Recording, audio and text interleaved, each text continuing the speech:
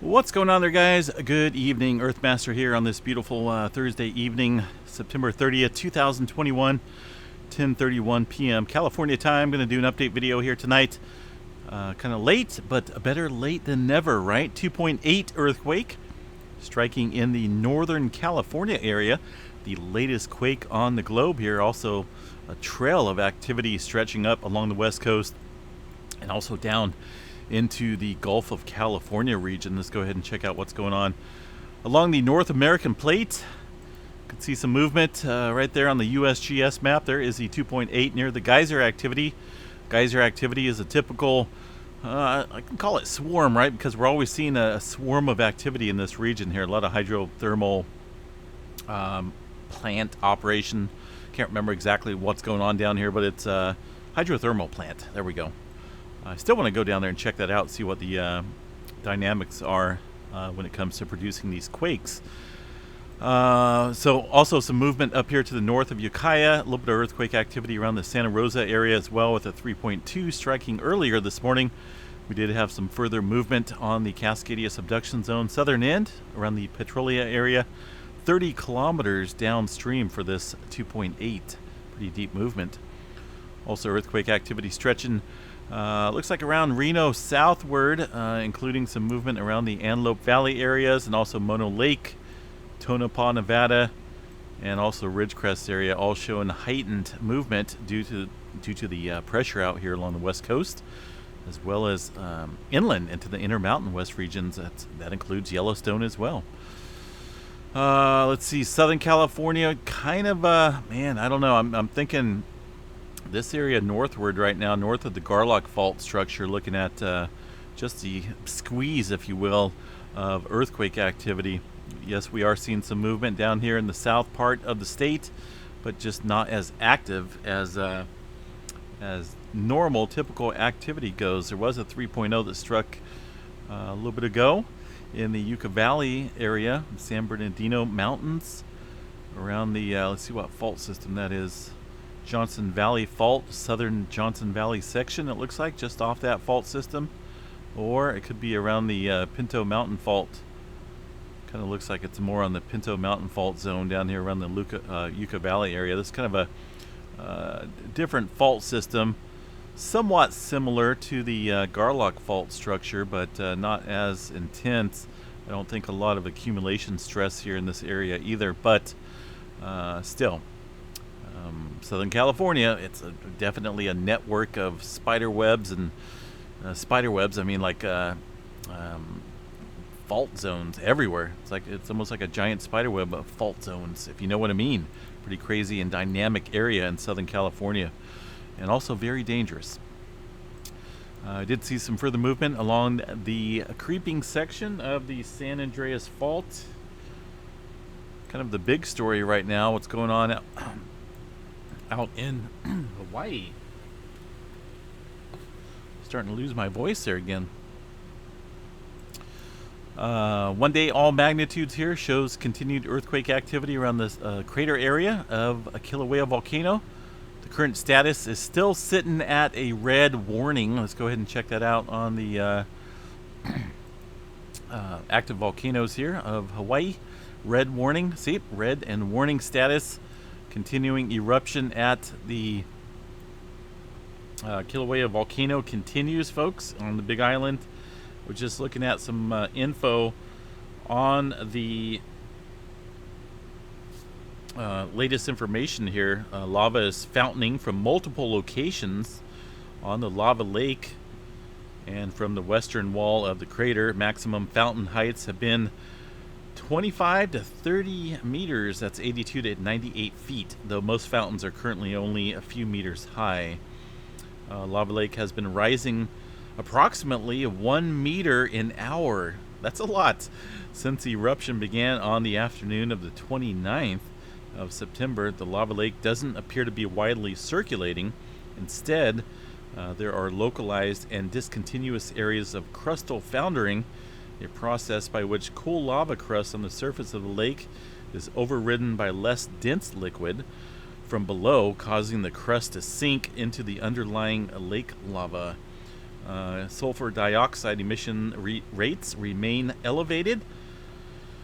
Seismicity is elevated but stable, with few earthquakes and ongoing volcanic tremor. Deformation summit tilt meters have recorded slowing deformation tilt through the afternoon.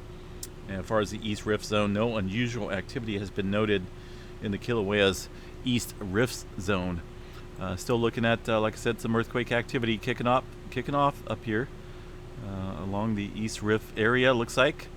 Or just north of there. Also down here in the southeast range, continued earthquake activity in that region as well.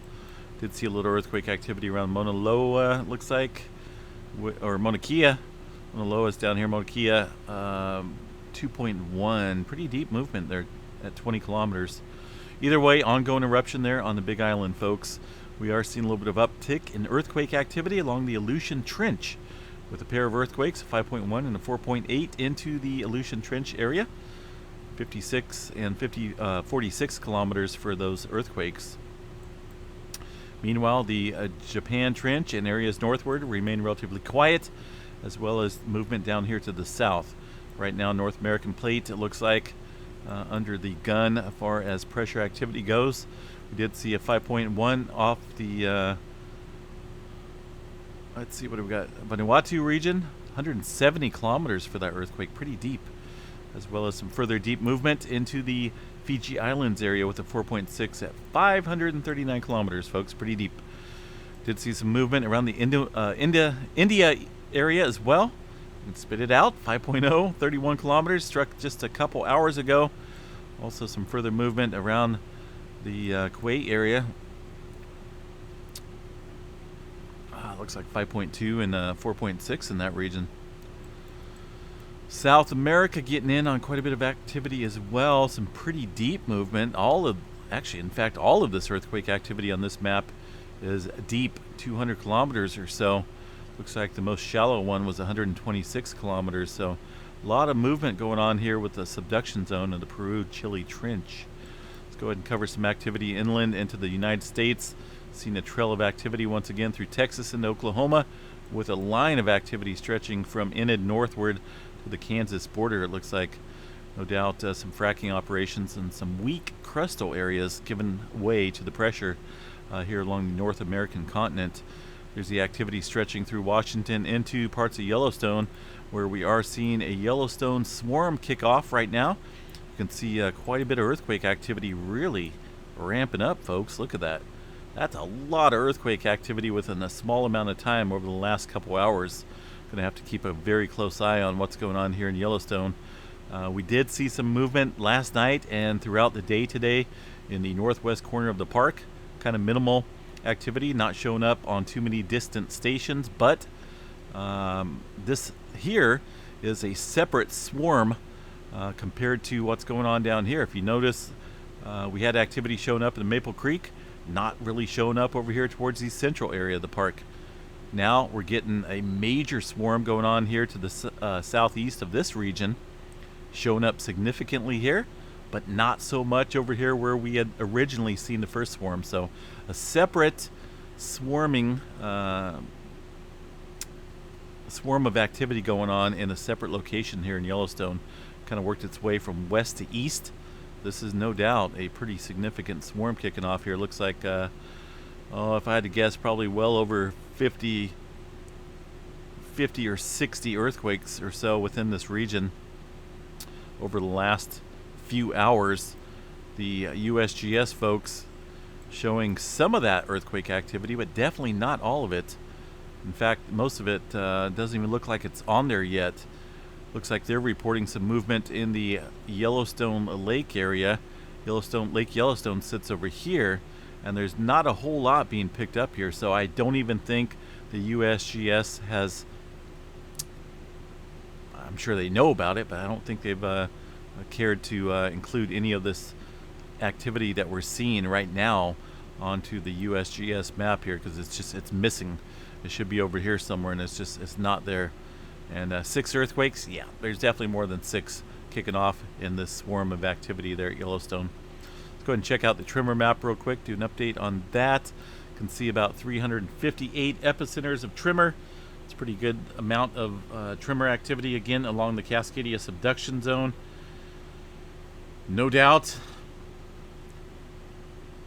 this has been going on for about 10 days now or so.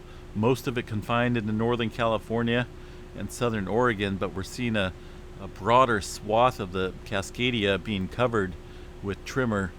And of course, tremor activity indicative of pressure out here along the North American plate and the Juan de Fuca plate from the Pacific plate. See what else we got here, guys. I think we covered pretty much everything in that area. Not a whole lot going on out here along the East Coast. Things kind of looking calm out there at the moment.